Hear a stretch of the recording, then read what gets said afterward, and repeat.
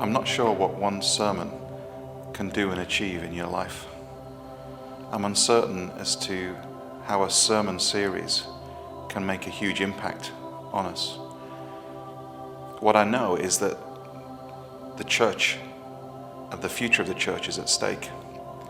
What I understand is that our community and the transformation of it desperately needs a church to understand what it means to be a true community. The future of our community and town depends on how you receive God's word and make space for it by obeying it. Jesus summed up what was at stake in this one line: "By this, all men will know that you are my disciples if you love one another." The whole of his mission to rescue, save and transform our communities hinges on this: love one another as I have loved you. Jesus knew that the gospel, if it's to be believed as a message that transforms lives, has to be seen to work. Words are not enough. The gospel has to be seen to be believed. And where is it seen at work? Amongst his followers. A recent study showed that 16 to 29-year-olds are more skeptical and resistant to Christianity than were people of the same age just a decade ago. Why are young people becoming skeptical and resistant toward the Christian faith?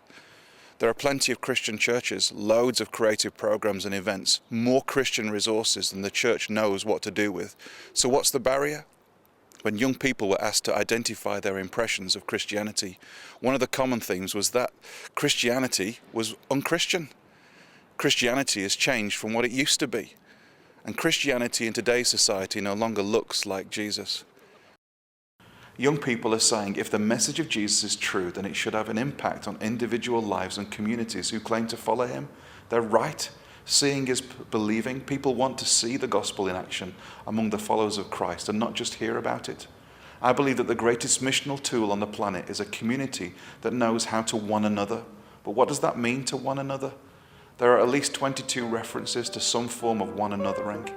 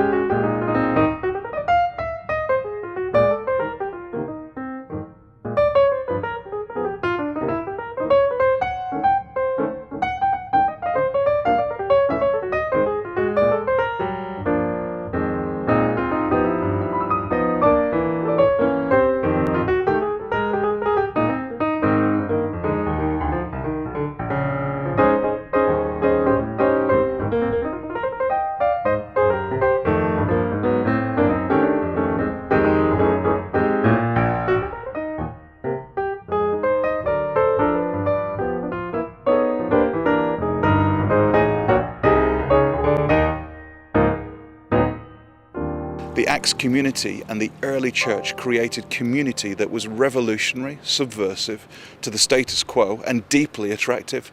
The responsibility for nurture, teaching, encouraging, protecting was shared. This wasn't the responsibility of one person or a professional body of people. All were ministers, all were missionaries, and all were servants of the body. They devoted themselves to the apostles' teaching and to the fellowship, to the breaking of bread and to prayer. Everyone was filled with awe, and many wonders and miraculous signs were done by the apostles. All the believers were together and had everything in common, selling their possessions and goods they gave to anyone as he had need. Every day they continued to meet together in the temple courts. They broke bread in their homes and ate together with glad and sincere hearts, praising God and enjoying the favour of all the people. And the Lord added to their number daily those who were being saved. Some people see community as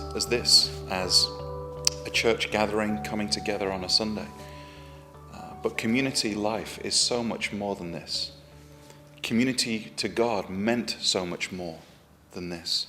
Not to decry this is great when we come together to worship, to sing, to bring our stories, our testimonies, to enjoy one another's company, to hear about what's happening amongst the body of Jesus. But this isn't community life. There's so much more to it.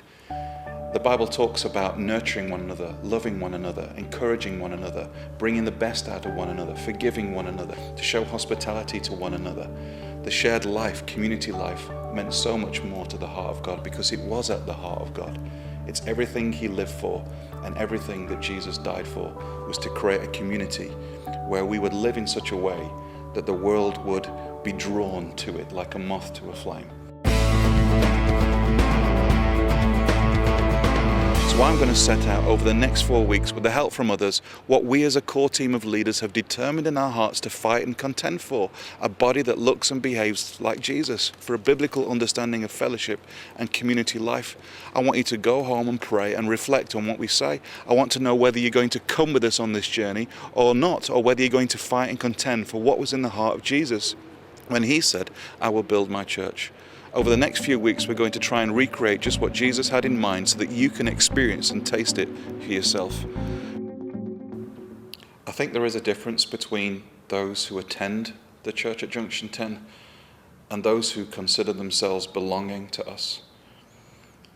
If you've been with us for more than 2 years, maybe now's a good time for you to look at how well you're connected to the life of this body, how you are giving and receiving love and encouragement and nurture, how you are sharing in the life of this body. Because commitment to the church at Junction 10 is more than just attendance on a Sunday. It's about working together for a glorious cause. It's about sharing and giving of our lives and ourselves to one another, so that what is created here is a community that so encapsulates the life and the love and the values of Jesus that people come from all over to be able to see and experience a body of people who love and live in authentic community.